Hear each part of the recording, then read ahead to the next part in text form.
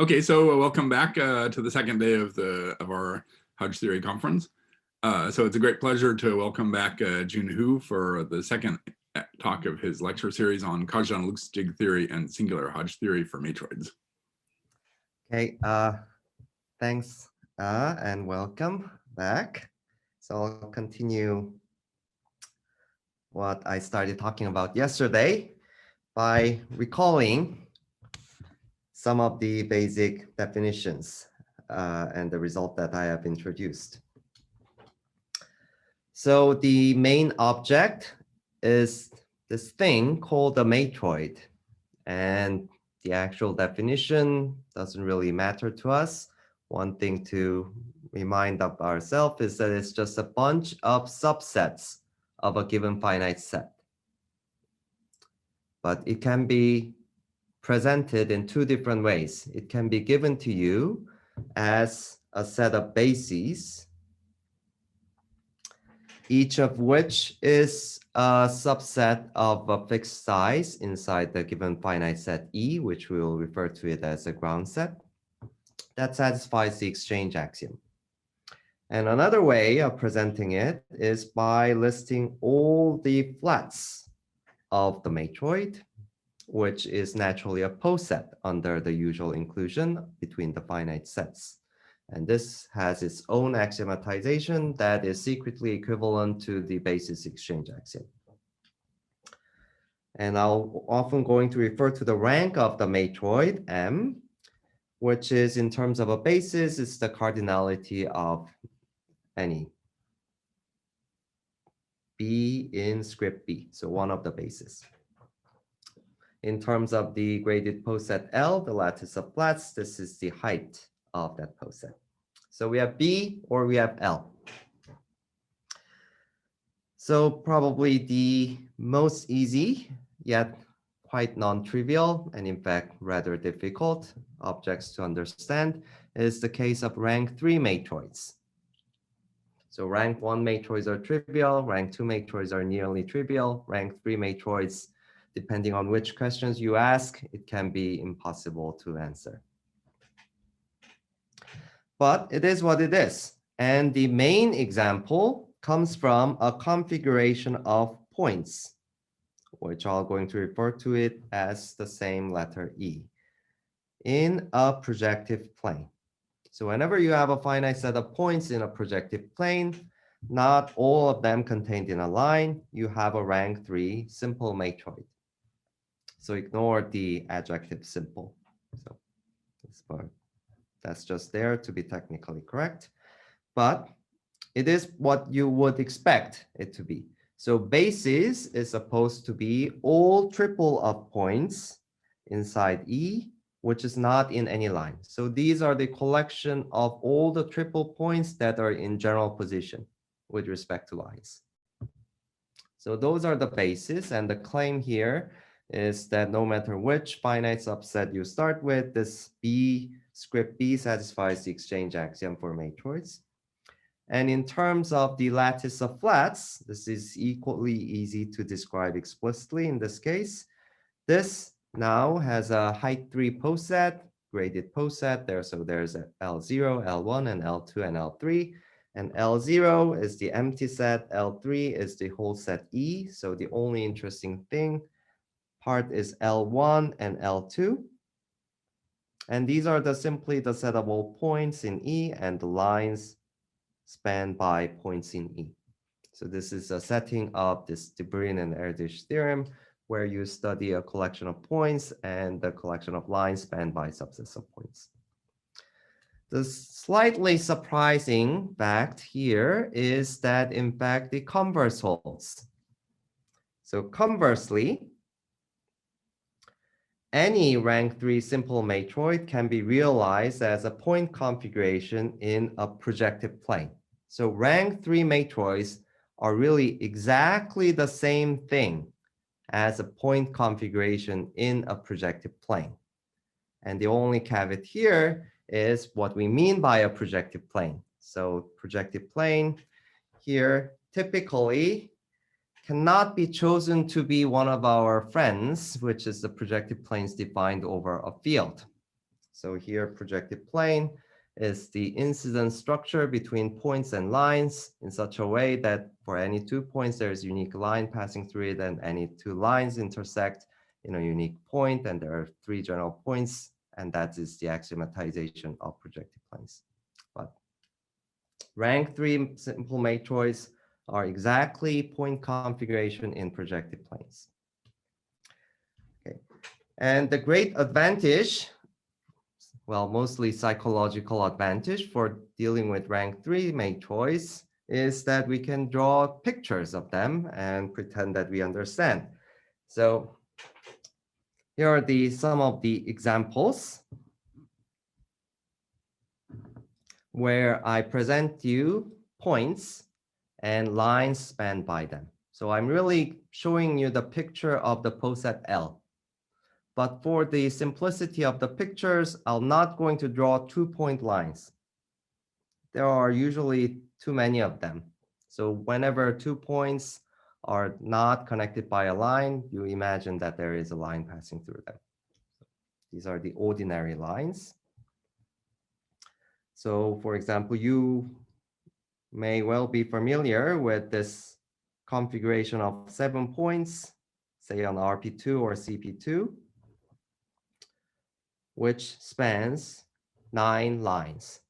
So these are the 3 lines that are not drawn here. So our poset L has 1 element in the bottom, 1 element in the top, and there are 7 and 9 elements. And the divergent Erdős predicts that 9 is bounded below by 7, which is true.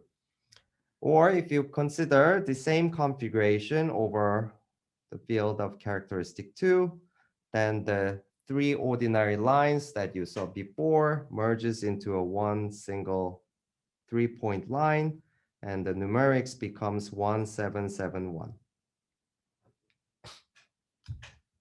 And later we're going to see a variety defined over F2 where the Poincare duality is true over Q.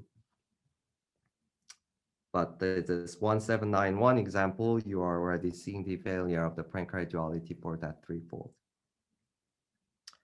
So more fascinating examples arise from even older examples. So this is called the Fano configuration.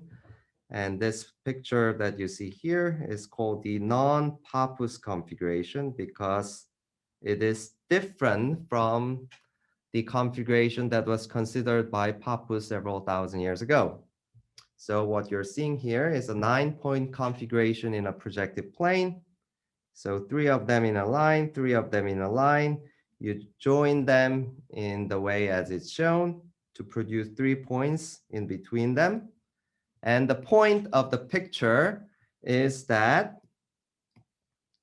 there is no line here. So these 3 points are in general position. So this is a basis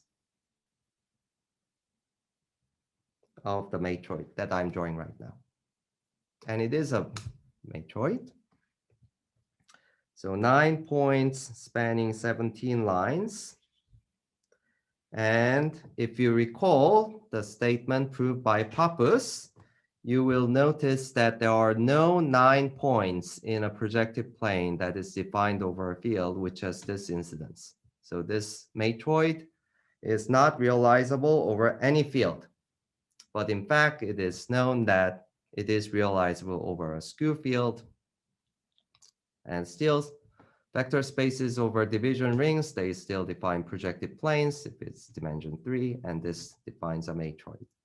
Rank 3 matroid on 9 elements. So if you don't like skew fields, I'm going to show you later a realization in a slightly different sense of the word that is more familiar to algebraic geometers for this non-Pappus configuration. So far, it looks like the realizability depends only on the characteristic, but something more subtle can happen. And this is another classical picture of 9-point configuration in a plane.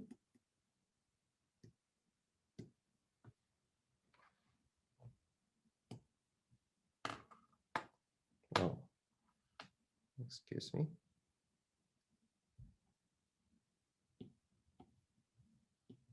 So this you might recognize it as the Hasse configuration. So if you like the field of 3 elements, this is the picture of affine plane over F3. So the set of rational points and affine lines. This is the picture you get. If you like Steiner triple systems, this is the unique Steiner triple system S239. If you like elliptic curves, this is the picture of 9 inflection points on a smooth elliptic curve. So by the description that I have just given, this configuration is realizable over F3, and it is also realizable over C, but it is famously not realizable over R because it has no ordinary lines, meaning that it has no 2-point lines. And over inside a real projective plane, according to Sylvester and Galai's theorem, there must be an ordinary line.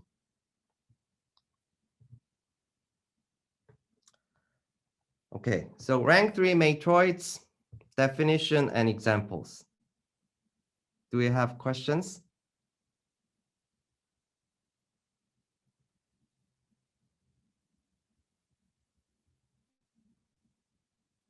Good so far?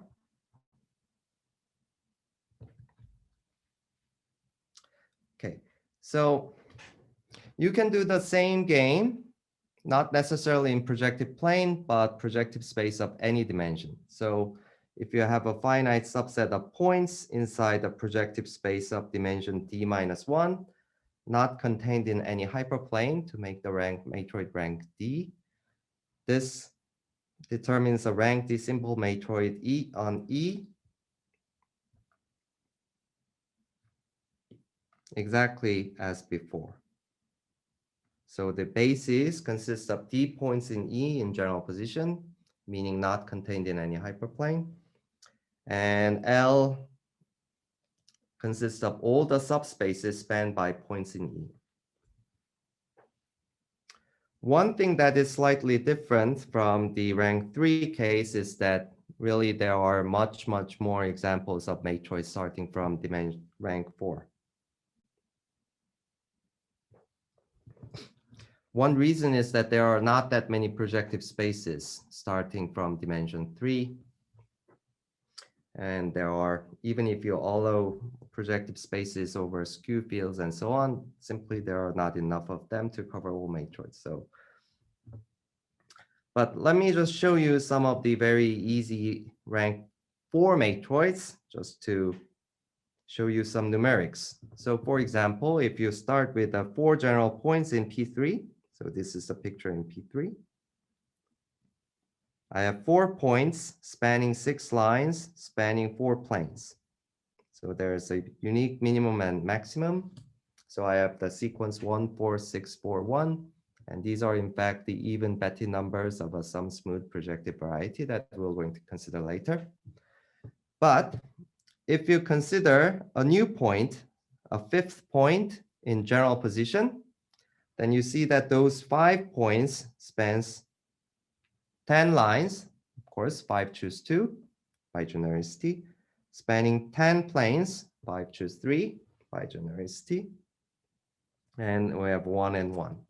So later we're going to see a 4-fold with even Betti numbers 1, 5, 10, 10, 1, which is obviously singular.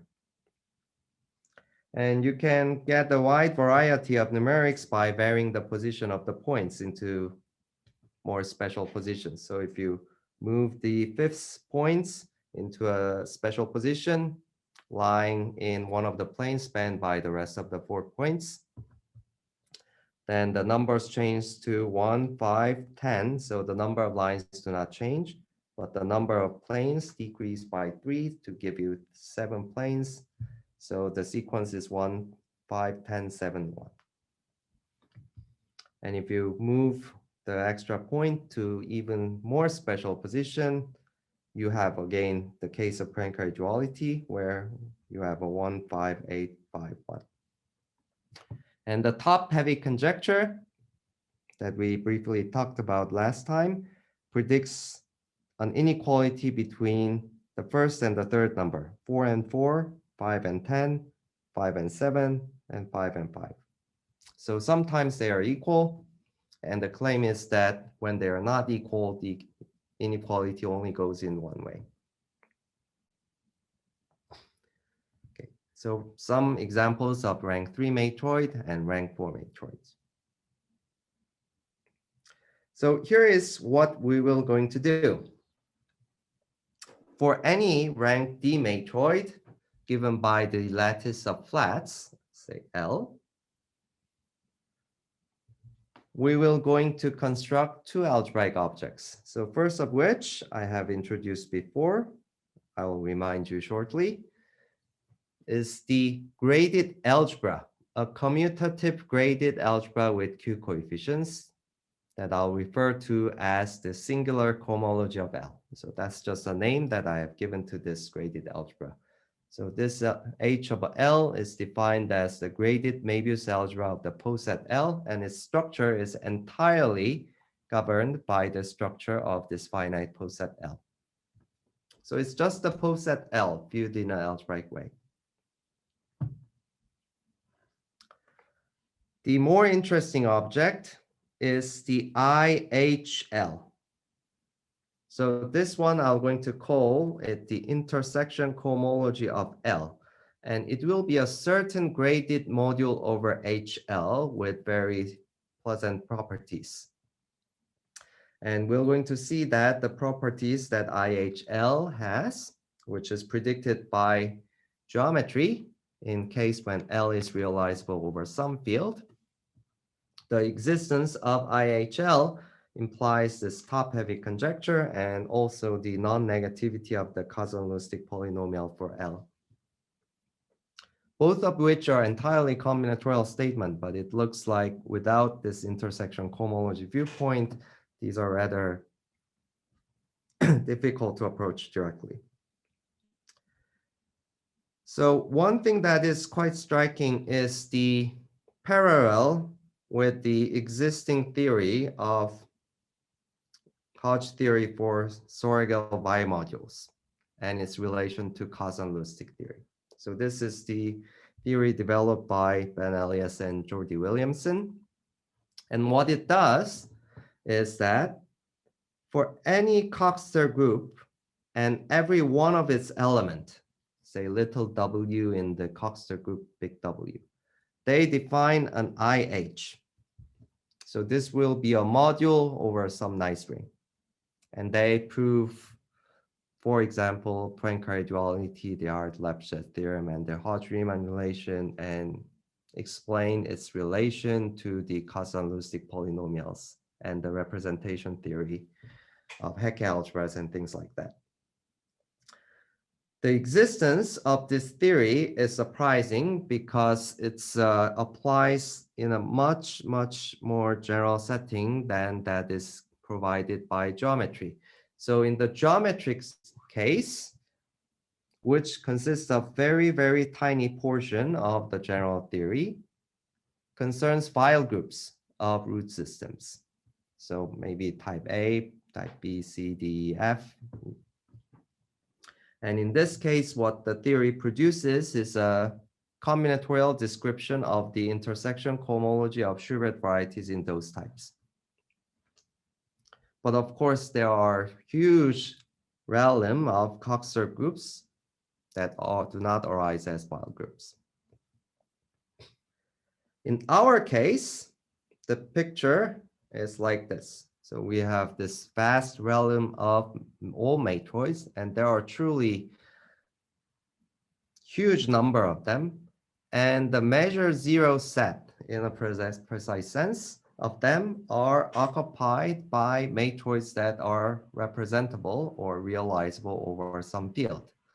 So Metroids representable over some field must be representable over some algebraically closed field. And these are from the perspective of Metroids, there are only one of them for every one of the characteristics. So because we are talking about the first order logic. So there's really one for C or Q bar, and there's the ones representable over F2 bar, representable F3 bar, and so on. But almost all of them lie somewhere else. And what we are trying to do is to construct a theory of intersection cohomology for those that lie in this general realm. But you will also going to see that this combinatorial description of IH that we will going to define as a graded module over graded algebra over Q will have some interesting implications in the case, even in the representable case, especially when your field is of positive characteristic. So in those cases, the algebraic structures that we're going to introduce will be intersection cohomology of some varieties defined over those fields. And the varieties that we call them Metroid-Schubert varieties. But varieties themselves, of course, do not only depend on matroids. They are determined by the representation of matroids. So if you have a fixed matroid, and if you are varying representations of the given matroid, so if you're traveling in the realization space of a matroid, which is known to be wildly complicated, then you are really changing your variety without changing the cohomology, which only depends on the matroid and also the intersection cohomology. So the good news is that the cohomology of a matroid is something extremely simple. So it cannot be simpler, I would say. So it turns out that the ring that you would like to consider is what you would call the graded Möbius algebra of L. And this is a very, very general construction. So there's something called the Möbius algebra, which is classical and it's defined for any poset. And this is a variation of that, which forces the structure to be graded. And the only thing that we are using is that this poset of flats L is a graded lattice. So graded, I hope it's clear what it means. So there are rank level sets, and every chain from one to the other, they always have the same cardinality. But it's not just arbitrary graded poset, but it is a lattice, meaning that there is the meet, which is the greatest lower bound, and the join, and least upper bound. So in the representable case, this fact is clear, right? So if you have a collection of subspaces spanned by a chosen set of vectors, then the meet is intersection of subspaces, and the join is the sum of subspaces, which must also belong to the poset L. And the definition of the cohomology, or the graded Möbius algebra, goes like this. So as a vector space, H of a L is the set of all Q-valued functions on L. So its dimension is the number of flats of a matroid.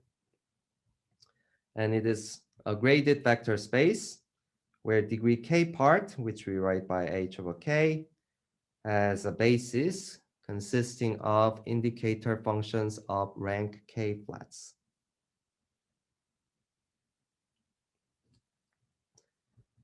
And that is what it is as a graded vector space. So nothing really happened. And the key structure here is how the multiplication is defined. And I'm going to tell you how to multiply two basis elements, YF. So the product of the flat F1 and the flat F2 is the join of the two flats if the rank of the join is the sum of the ranks, and 0 if otherwise. So I'm just transferring the lattice structure of L into a graded algebra structure of H of L, arguably in this most naive way that one can possibly imagine. And we're later going to see that in favorable cases, for example, when L is representable over the complex numbers, this is literally the singular cohomology ring of a projective variety. And we know that such projective varieties must be very singular in general, because we know that the Betti numbers do not satisfy Poincare duality, for example.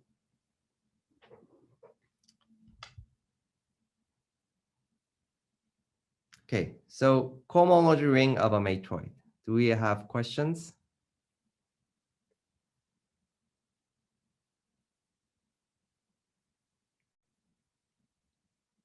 Okay, so with this, I can state the main result in a more precise form than I have stated yesterday, which goes like this. So it's the existence assertion, which says that for any rank D matroid L, there is a graded HL module IHL, which you write the degree K part as IHK of a L, and a map of graded HL module. So it goes from IH of L to its dual with degree shifted. So this is really the Poincare pairing with the following properties for every K at most D half. So the first thing that you want is that this map that we're going to construct is an isomorphism. So saying that in a slightly more familiar form would be to say that the pairing obtained by taking the duals is that this is non-degenerate. So that is equivalent to the assertion that this map is an isomorphism. So in particular, degree K part and degree D minus K part of IH have the same dimension, unlike H. And the second property that you want is what you would call the Hart-Lefschetz property. So it looks exactly as in our familiar complex geometric statement, which says that for every positive L in the degree 1 part of L, the repeated multiplication by L, D minus 2K times, is an isomorphism. So one thing that I should make remark is that, of course, the key point here is the necessity of this positivity. So what do we mean by positive elements in the degree 1 part of H1L? So recall that H1L is simply the vector space based on the set of rank 1 flats. So any degree 1 element in the cohomology is a linear combination, unique linear combination of rank 1 flats. And I'm requiring that this linear combination to be positive linear combination. And I don't want to just take non-negative linear combination. I want all the coefficients to be strictly positive. And you will also notice here that I am using the convention that I'm having the degrees. So the variety that we have in mind will have vanishing odd degree cohomology. So I'll just have all the degrees and refer to degree 1 part as what would be a H upper 2 in the complex geometric setting. Same for the degree conventions for IH and other things too. And the most delicate thing that you cannot avoid if you want to try to prove Hart-Lefschetz in this setting is that for every positive L with the same meaning of positive, this pairing obtained by composing Poincare duality and Hart-Lefschetz with the right sign is positive definite on the kernel of L to the D minus 2K plus 1. So the degree K primitive cohomology in the intersection cohomology of the L.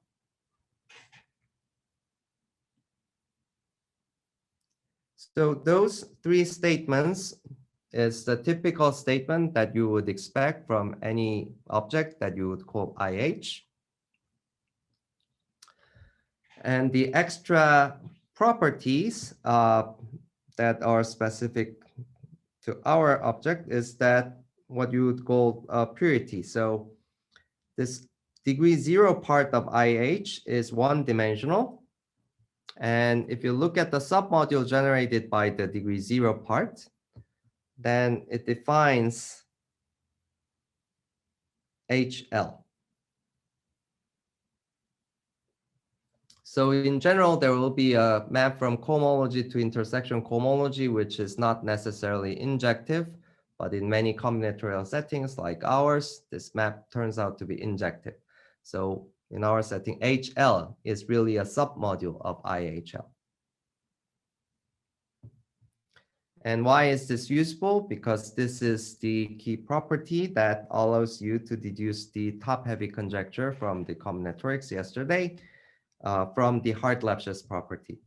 So the corollary of the existence of such IH is that for any positive L in degree 1 part of the cohomology, repeated multiplication from H, not IH, is injective.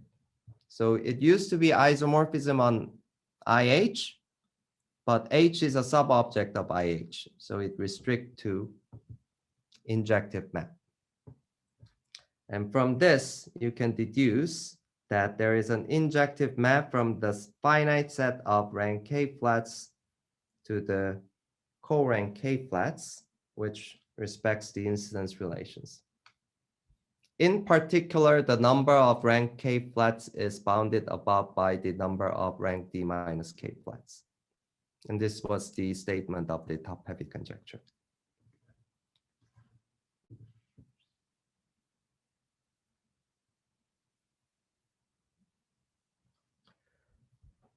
And another combinatorial assertion that follows from the existence of this IH is the statements on the Kazhdan-Lusztig polynomials of matroids. So just like the ordinary Kazhdan-Lusztig polynomial, these things are a little bit tricky to define, but it can be defined in a purely combinatorial way. And one way I have shown you yesterday, I'll show you a very similar looking second way of defining them. And it goes like this. So maybe this is this could be an answer to Colin's question on the repairing the failure of Poincare duality by Kazhdan-Lusztig polynomials. So the statement or theorem definition for Metroid is that there is a unique way to assign a one-variable polynomial PL of a T to each Metroid L that you call the Kazhdan-Lusztig polynomial of L, subject to the following three conditions. And the first two conditions are easy to remember, and it's the same from yesterday. So one, if the Metroid rank is 0, so trivial Metroid, then the Kazhdan-Lusztig polynomial is the constant polynomial 1. And if the rank of L is positive, then the key requirement is that its degree is strictly less than half of the rank. And the third condition, which is different from yesterday, but is equivalent, is that for every Metroid L, the polynomial that is defined as the sum of the Kazhdan-Lusztig polynomials of contractions. So these are upper intervals in the lattice of flats with shifted degree, where the sum is over every flat, must satisfy this functional equation. So this is the palindromicity, which would be which can be viewed as the numerical version of Poincare duality. So in this sense, if you accept this as a reasonable expression, the Kazhdan-Lusztig polynomials are exactly the ones that repair the failure of Poincare duality. So what about it? So the existence of intersection cohomology of matroids in relation to the Kazhdan-Lusztig polynomials is this corollary. So it takes a little more explanation why this is really the corollary of the statements that I have introduced before, but let me at least give you the precise statement. So for any matroid L, you can deduce that every coefficient of PLT defined in this way is non-negative. And more generally, if you use the equivariant Kazhdan-Lusztig polynomial, defined in essentially the same way, then for any finite group action W acting on the poset L, every coefficient of the equivariant Kazhdan-Lusztig polynomial is not a virtual representation, but just really an honest representation of the finite group W. And these statements follow from the fact that this Z polynomial that appears in the condition C of the definition of the Kazhdan-Lusztig polynomial is really the Poincare polynomial recording the graded dimension of this graded module IHL. And what about the Kazhdan-Lusztig polynomial? It turns out that it records the graded dimension of another graded vector space, which is IH modulo M times IH, where M is the graded maximal ideal of H. So the set of all elements of positive degree.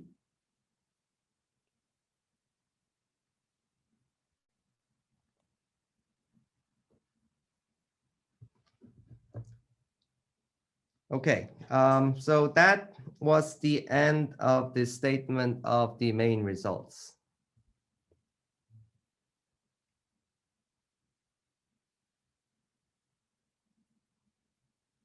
Any questions on the statement or anything else? I just ask a small question, which is in the Hodge Riemann linear bilinear relations, it looks like you're saying that the cohomology in the geometric case would be a Hodge-Tate type. Is that correct? Yeah, that is true. So in fact, in the geometric case, we're going to see a cellular variety, very much like the Schubert variety. And that's why we are calling them Metroid Schubert variety. In particular, they have cellular decomposition. Okay. But just like Schubert varieties, what makes them fascinating is that they have two different stratifications. So usual Schubert varieties, there are B orbits, but there is also B minus orbits, and the way the two interact produces the Kazhdan-Lusztig theory. So here also you have one stratification, you have sort of an opposite stratification, and the way they interact produces, in some mysterious way, this Kazhdan-Lusztig theory of Metroids. Yeah, so there's no odd cohomology and everything's PP and everything's algebraic. Okay, so I want to spend the rest of my time on how to find this IH. And we have failed at this for so many times. I mean, the biggest misjudgment that we made in the beginning, at least the one that I made in the beginning, was this. Since this HL is something extremely simple, it's just a poset, maybe we could just write down this module. I mean, how difficult modules over this extremely simple ring can be. And we still haven't, in a sense, not realized this approach, just writing down this module IHL, whatever that means, maybe generators and relations or something like that. But there is a way to get around the bit, which is also motivated by geometric perspective. And the crucial thing is the fundamental observation, which is ancient and something that we all know. So this observation goes back to like Steinitz, and the very beginning of field theory, like van der Waerden and McLean. And the statement is that whenever you have a field extension, and then whenever you have a finite subset, let's use the same letter E inside the extended field. the collection of subsets B inside E, which form a transcendent basis of the extension F over K. This is a matroid. I mean, this is really the observation that motivated, in a sense, the definition of matrix. For example, how would you show that the transcendence degree is well defined and you are led to the exchange condition for transcendence basis and so on. And Meng Lane and others followed a variation of this theme by replacing transcendence basis with a separating transcendence spaces, and there you see this module of derivations in characteristic 0, characteristic P, and we know beautiful stories about it. Okay. In any case, let's try to think about this situation where I have a collection of rational functions in a more geometric term. So let's say the extended field is generated by our chosen set of rational functions E. And then we can look at the map that is produced by this collection of rational functions. So it goes from whatever model of our function field, and it goes into the P1 to the E, where E is our finite indexing set.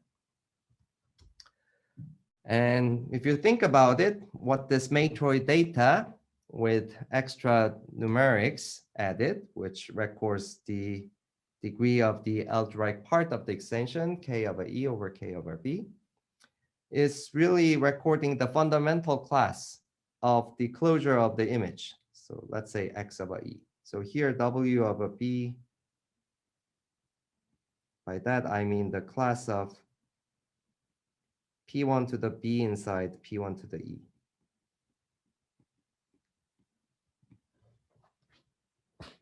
Right? Collection of rational functions equals map to P1 to the E equals, if I look at the fundamental class of the image, it's really the Metroid data.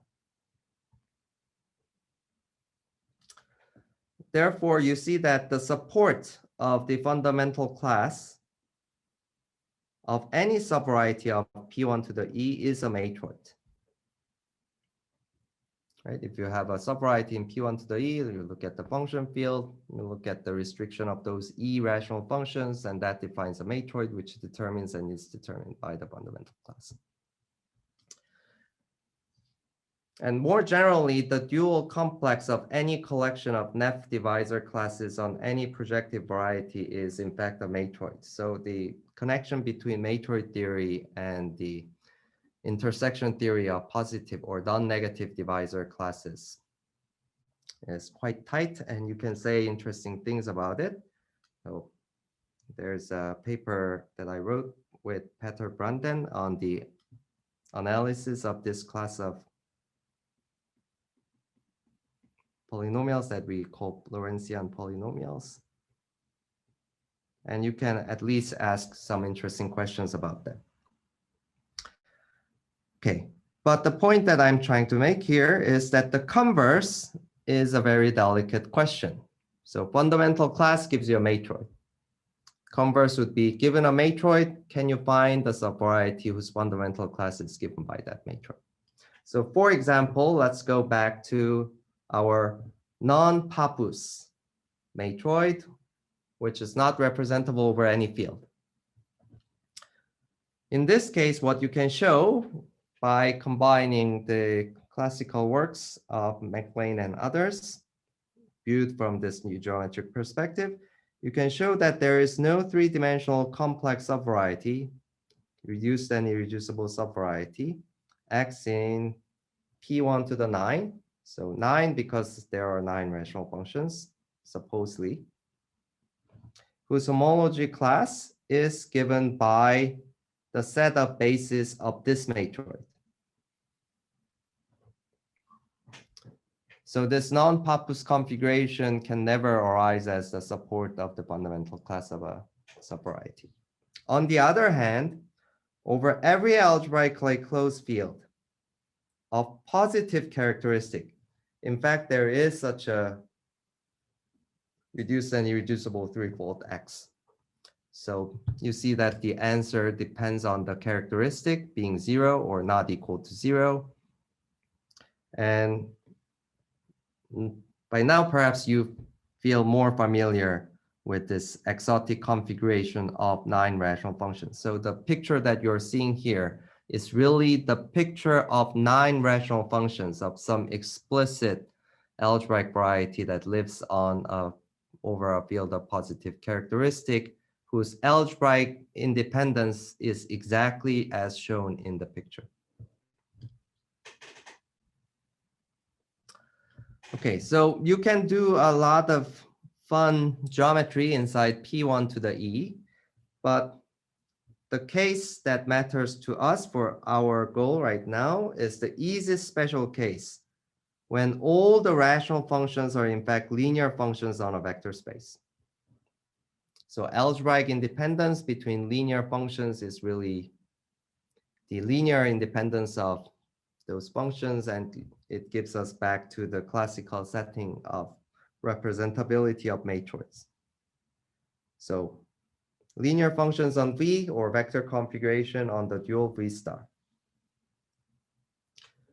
So let's say you have a spanning vector configuration on V star. So this is my vector configuration, which represents some matroid.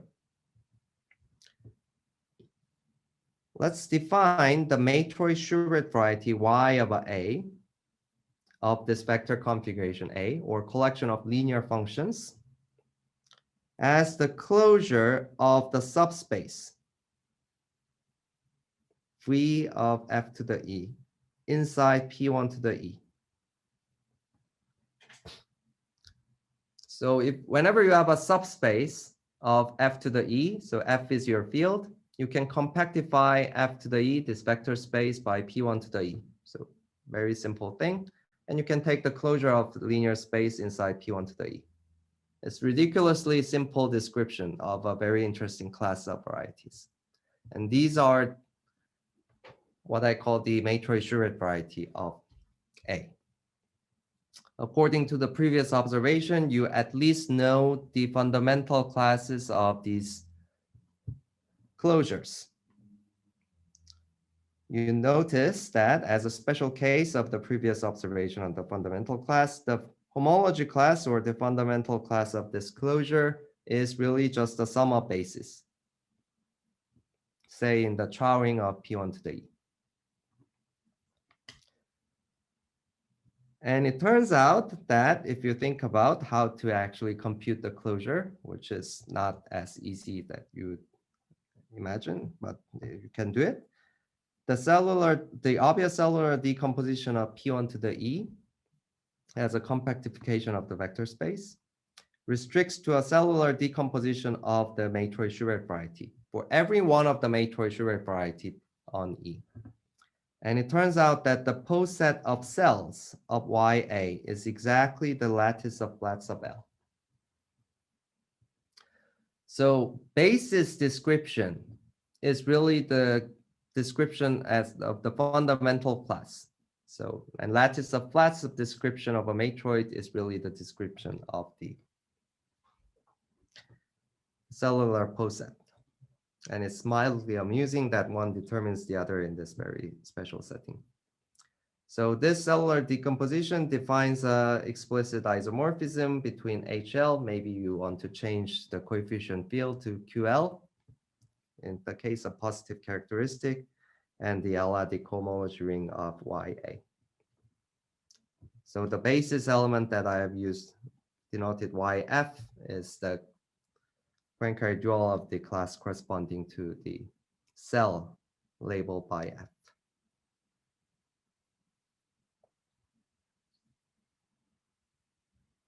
Okay, so Matroid Schubert varieties. Its homology class and the cellular structure. So I have just stated some of the statements. And maybe it's time for a question.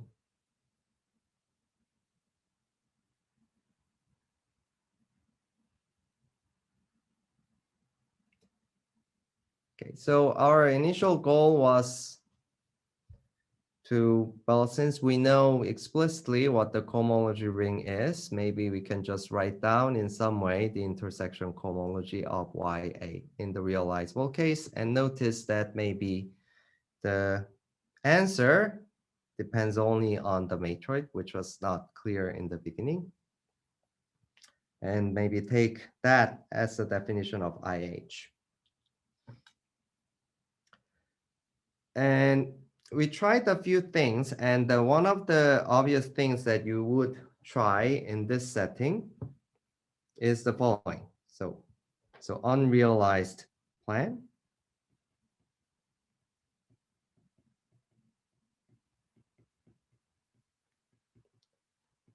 For finding IH of a L. So in the geometry case, say when A is over FP or FQ, any vector configuration defined over a finite field is a subconfiguration of a finite vector configuration of very special type. The configuration of all points that is defined over FQ. So a special case, you take A as the configuration of all rational points over FQ. And then there is corresponding Matroid-Schubert variety.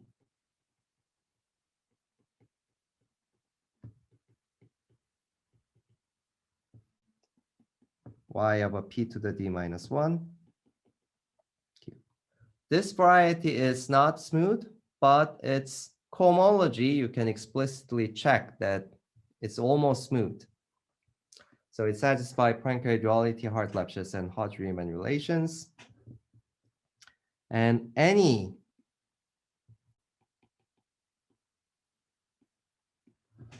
other vector configuration A prime defined over AQ, there is a projection map from that Matroid-Schubert variety of the full projective geometry to our chosen vector configuration. And you know that the cohomology of the upper space is a very nice one. So here you expect the equality between H and IH, which turns out to be true. So it is natural to try to apply the decomposition theorem to this pi and try to understand the module structure of the cohomology of the upper space as a module over the cohomology of the lower space. So this is just a linear algebra problem in principle associated to every finite vector configuration. So that's where we were first trying to hope to find IH in the representable case. And it should be possible, but we did not find a simple enough way to do so. And one problem with this is that the module structure of IH in principle depends on the realization of the matroid. So the cohomology ring of these both spaces only depends on the matroid, but the map between these rings really depends on the realization, how the point configuration sits inside P to the D minus 1, which in the end should not matter too much. So we found a way to get around this difficulty by looking at the following picture. So the key observation is that for every fixed finite set E, so this is our ground set of the matroid, all the Matroid-Schubert varieties based on E can be resolved simultaneously and explicitly. So recall that Matroid-Schubert varieties are just closures of linear subspaces. And you can take closures of linear spaces in whatever compactification of the vector space. So probably most people's favorite way is to compactify a projective space of dimension E. And here you see nothing interesting. All the closures are just the projective subspaces. They are all smooth. And it says almost nothing about the matrix other than the rank. On the other hand, if you take the closure of linear spaces in P1 to the E, you see that it captures all the Matroid information at the price of closures being highly singular. So you want to sort of combine this, and if you think combinatorially or polytopally, there is an obvious candidate. So P to the E is a simplex, P1 to the E, that's a cube, and you want to interpolate simplex and cube. And there is a well-known and perhaps not very well known, but the one that should be better known, but certainly studied by many people before, that's something called the Salahedra. So it looks somewhat like a permutahedron, but it adjoins the simplex and the cube, while the permutahedron connects the simplex and the opposite simplex. So this is what it looks like. And it's a special case of one of those graph associahedrons, and you can describe it in many different ways. But in any case, there is a corresponding smooth toric variety x to the E, which compactifies the vector space f to the E. In fact, in an equivariant way. And here, by equivariant, I don't mean the torus section. I mean f to the E as an additive group. So a vector space above all is a group, and we are trying to compactify a group, and we are trying to see how the subgroup closures look like. And this is one of the wonderful settings where the Concini-Purchesi-like phenomenons happen. So it turns out that if you take the closure of a linear space in this toric variety, then it's smooth, has normal crossing boundary, and most importantly, the Chromology of the closure only depends on the Metroid and not on the realization A. So although I'm not going to do it right now, you can explicitly write down the Chromology ring, which is equal to the Chow ring, of the closure inside the stellahedron. And it leads to a graded algebra that you write by CH of a L, which naturally has the structure of an HL module. And this is a nice module, although it is not IH. So our definition of IH of a L is motivated by exactly this picture.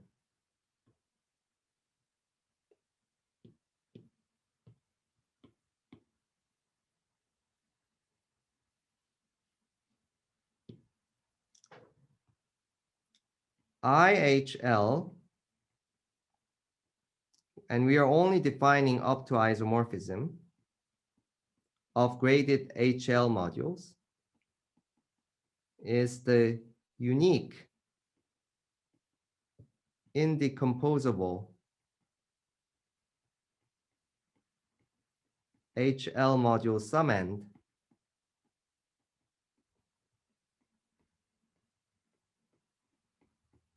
of the HL module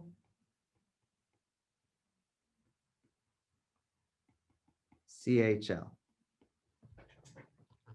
So we are taking the decomposition theorem as a definition. So you look at the Chromology or the Chow ring of the resolution, it is a module over HL, and the module structure only depends on the Metroid. So according to the general Krull-Schmidt theorem, you should be able to write down your CHL as a direct sum of indecomposable HL modules. And there is exactly one that is non-zero in degree 0.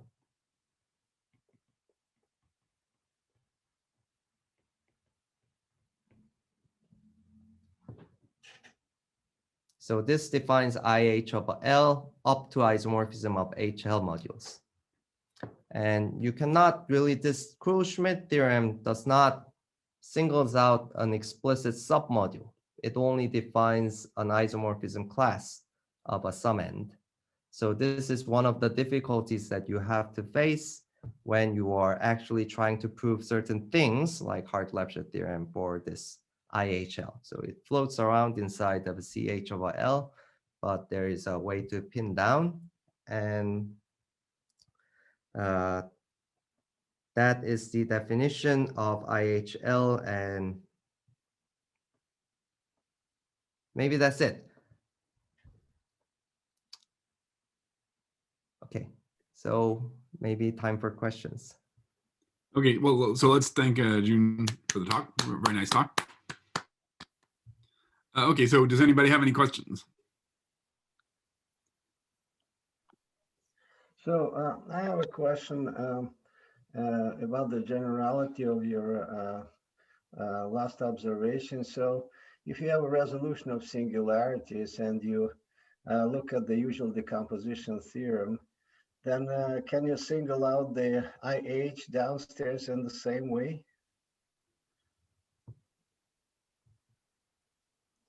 Well, first of all, I am not sure I am applying the usual decomposition here. So one of the things that I haven't really figured out is really what this IHL that I am defining really is. So the general theory of IH, you typically uses L-adic coefficients. And for our proof of all the statement is kind of crucial that all our objects have Q coefficient or at least R coefficients. So we are suspecting that what we are now calling HL is really maybe some sort of operational Chow cohomology, and what we are calling IH is some Chow version of intersection cohomology, which has Q forms, but we do not know how to verify these statements in the even in the geometric setting. So all these geometry are just used as a motivation for us. So we never actually use any of the geometries in our proof or anything. So geometry is only used as motivation for definitions. So you're saying that the IH that you defined is not the intersection cohomology of your singular space. That statement is true when L is representable over the complex numbers, and we know how to prove it. But when you start with the point configuration in a finite projective space, that statement is definitely not true. Okay. Okay, thank you. Conjecturally, I mean, we know that after changing the coefficient to QL, we know that it is IH over QL.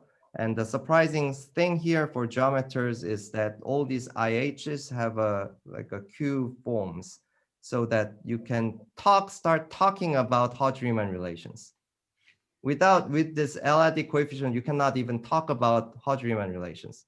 But if you cannot talk about Hodge-Riemann relations, all our inductive proofs of the Hart-Lefschetz theorem stops working. So we do not know a way to just prove Hart-Lefschetz without proving Hodge-Riemann relations. So all of this having Q form is kind of crucial, at least for us. Okay, very interesting. Thank you. Are there any further questions? Any other questions? So yeah, maybe I have a question. Hello, Yeah. hello, Carlos. Yeah. So it seems that the Hodge theory plays a crucial role in your theory, but there's still some theory. For example, Lefschetz hyperplane section theory. Do you use this kind of theory? Lefschetz hyperplane sections. In a sense, of course, I mean, all what 100% of what we are doing is logically speaking just a pure combinatorics. So there's no geometry at all. Yeah. But there is a one crucial step in the proof where we are modeling one of our inductive statements as a combinatorial analog of the Lefschetz hyperplane theorem, which we view it as like a weaker version of the Hart-Lefschetz theorem. But it is crucial for induction to single out this part as the extra statement to close the induction loop. So it's Okay, so yeah, good. Second question. So here you seems use the Hodge theory over complex number, right? But there's still some Hodge theory over periodic field. Then this Hodge Niemann bilinear relation is replaced by strongly p-divisible condition of Frobenius map. So I mean, can you still formulate this kind of theory just using periodic Hodge theory? And the left is the bilinear, this Hodge-Niemann bilinear relation could be replaced by sort of strongly p-divisible condition in the periodic case. I don't know. It seems it could be maybe.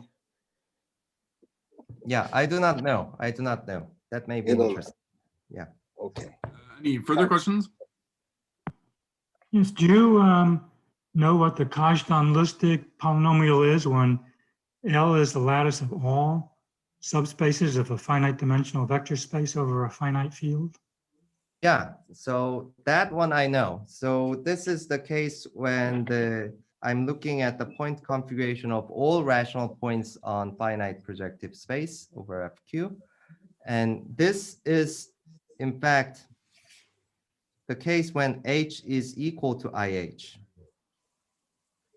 which turns out to be equivalent to the statement that the Kazhdan-Lusztig polynomial is equal to 1, so the trivial case. Thank you. So this was, in fact, almost a characterization. So finite projective planes and their direct sums. So modular geometric lattices are exactly the ones with trivial Kazhdan-Lusztig polynomials. And this is why we were led to this still so far unsuccessful approach of realizing IH in general inside this H equal IH of the full projective geometry.